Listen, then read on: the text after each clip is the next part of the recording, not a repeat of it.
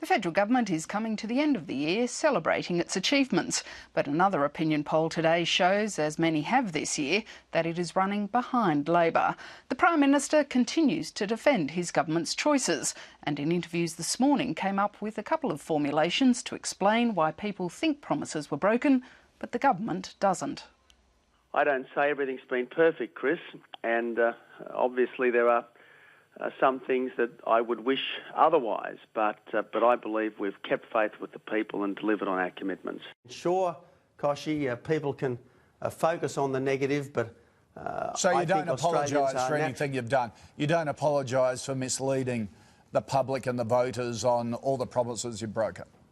Well, Chris, Koshi, I do not accept the accusations that you're making. I just don't accept them. I think there are a lot of things which people have said, and frankly, a lot of these so-called commitments were commitments that other people have attributed to us post the election. Well, the GP co-payment was very extensively talked about in the lead-up to the budget, and not before the election.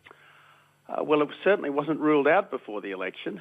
You weren't asked about it much, as I recall. Well, that's right, but it was something that was certainly talked about extensively in the lead-up to the budget. This is not the first government to have a rough patch in the polls. The Howard government, the Thatcher government, the Reagan government all had rough patches in the polls, and I guess I'm not the first leader to be subject to a bit of speculation.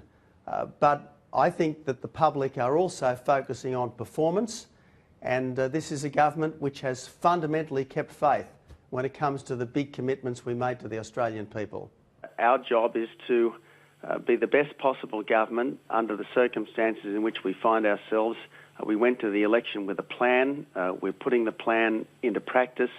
Yes, we're being obstructed by the Labor Party at every turn, a Labor Party which is completely irresponsible, even trying to block its own in-government savings. But look, our job is to push on, and that's exactly what we're doing.